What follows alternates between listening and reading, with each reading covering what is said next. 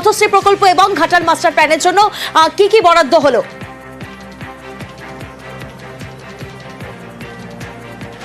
দেখো, বারবারই যেটা এই বাজেটে অন্যতম নজর ছিল তা হচ্ছে গ্রামোন্নয়ন। কারণ 2026-এর বিধানসভা নির্বাচনের আগে এটি হচ্ছে এই সরকারের পূর্ণাঙ্গ বাজেট। ফলত গ্রামোন্নয়ন যে অন্যতম গুরুত্ব পাবে এই বাজেটে তাতে কোনো সন্দেহ ছিল না, এবং সেই কারণে পথশ্রী প্রকল্পে 15,000 কোটি টাকা বরাদ্দ করলো, 1500 কোটি টাকা বরাদ্দ করলো রাজ্য। 37,000 কিলোমিটার গ্রামীণ রাস্তা তৈরি হবে।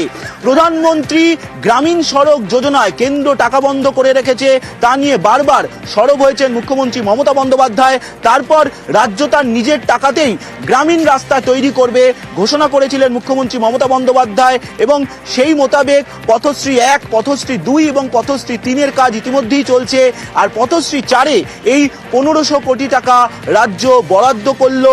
আগামী ডিসেম্বরের মধ্যেই এই যে 37,000 কিলোমিটার গ্রামীণ রাস্তা তৈরি হবে তার কাজ শেষ করার টার্গেট দেওয়া হতে পারে, তেমনটাই সূত্র মারফত খবর। ফলত সব মিলিয়ে এই বাজেটে গ্রামোন্নয়নকেও যথেষ্ট গুরুত্ব দেওয়া হলো।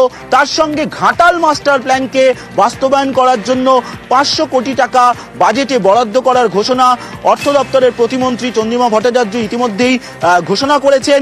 এই ঘাটাল মাস্টার প্ল্যানকে কেন্দ্র করেও বারবার কেন্দ্রের কাছে চিঠি লিখেছিলেন মুখ্যমন্ত্রী মমতা বন্দ্যোপাধ্যায়। তুমি জানো, নীতি আয়োগের বৈঠকেও রাজ্যের তরফে বলা হয়েছিল এই ঘাটাল মাস্টার প্ল্যান তৈরি করার জন্য কেন্দ্রের তরফে টাকা দেওয়ার, কিন্তু কেন্দ্রের তরফে কোনো টাকা দেওয়া হচ্ছে না এই ঘাটাল মাস্টার প্ল্যানকে। তারপর মুখ্যমন্ত্রী মমতা বন্দ্যোপাধ্যায় নিজেই ঘোষণা করেছিলেন এই ঘাটাল মাস্টার প্ল্যান রাজ্য তার নিজের টাকাতেই করবে। ইতিমধ্যেই তার কাজ শুরু হয়েছে। চলতি অর্থবর্ষের জন্য আরও 500 কোটি টাকা এই ঘাটাল মাস্টার প্ল্যানের জন্য বরাদ্দ করা হয়েছে। এর দরুন এই কাজের গতি আরও বাড়বে বলেই মনে করা হচ্ছে।